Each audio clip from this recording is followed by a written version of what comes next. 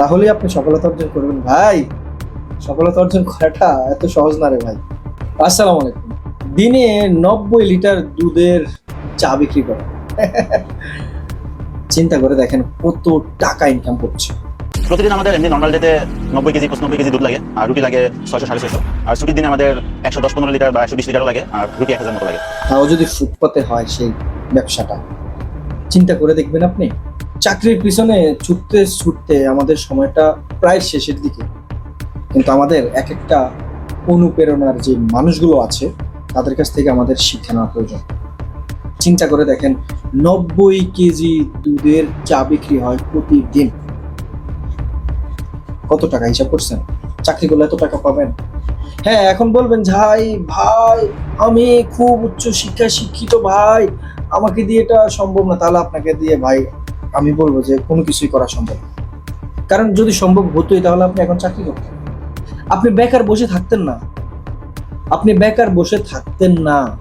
আপনাকে বেকার যে বলবে সে নিজে লজ্জিত, আপনি নিজে লজ্জিত। কিছু একটা করেন, ছোট্ট করে কিছু একটা করেন। কিছু করতে পারছেন না, তারপরও চেষ্টা করেন যে করবেন। আপনি পারবেন, আপনাকে দিয়ে হবে, আপনাকে দিয়ে চেষ্টাটা হবে, আপনি সফলতা অর্জন করতে পারবেন। শুভকামনা রাখছি এই ভাইটির জন্য, যারা এর পাশাপাশি তাদের সাথে কাজ করছেন। পুরুষ, তার জন্যই পরিশ্রম, তার জন্যই আসছে ত্যাগ।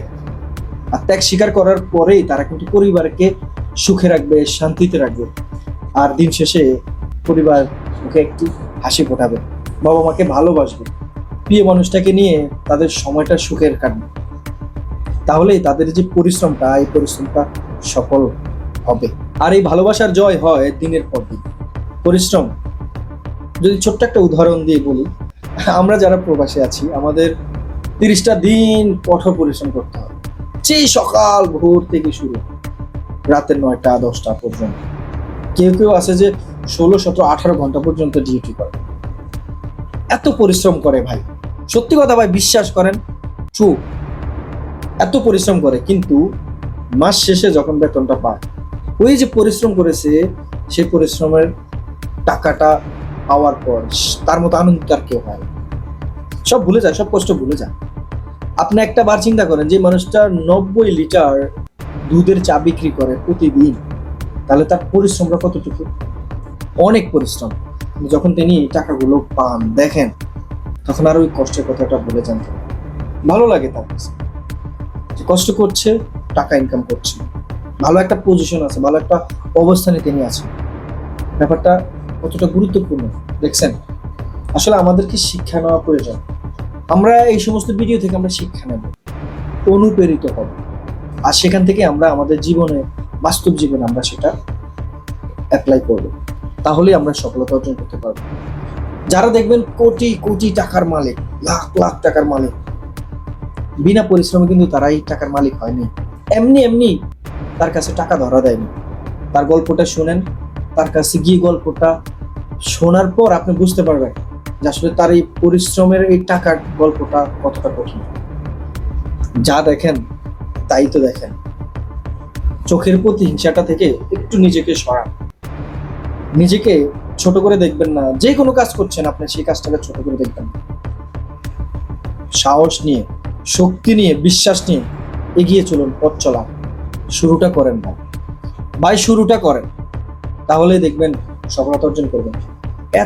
এত এত উচ্চ ডিগ্রি দিয়ে আপনি কি করবেন, যেখানে আপনার না খেয়ে থাকতে হচ্ছে? কি করবেন বল? কিন্তু নিজেকে প্রশ্ন করুন, আসলে আপনার কি এখনো বসে থাকার সময়, না নিজেকে দাঁড় করার সময়? আর কত ঘুরবেন, আর কত বাইরে বাইরে থাকবেন বল? নিজেকে আর কত ছোট করবেন? সময় যতটুকু হারিয়েছেন, সামনের দিনগুলোকে একটু চেষ্টা করেন নিজেকে ডেভেলপ করার। তাহলেই আপনি সফলতা অর্জন করবেন ভাই। সফলতা অর্জন করাটা এত সহজ না রে ভাই। প্রবাস জীবন বলেন, দেশ বলেন, যেখানেই বলেন, পরিশ্রম আপনাকে করতেই হবে, তারপর আপনি সফলতা পাবেন। দর্শক, ভালো থাকবেন, সুস্থ থাকবেন। যদি ভিডিওটি ভালো লেগে থাকে, ভিডিওতে একটা লাইক দিয়ে চ্যানেলটিকে সাবস্ক্রাইব করে সঙ্গে থাকবেন। ইনশাআল্লাহ দেখা হচ্ছে নতুন কোনো ভিডিওতে। ভিডিওটা কিন্তু শেয়ার করবেন।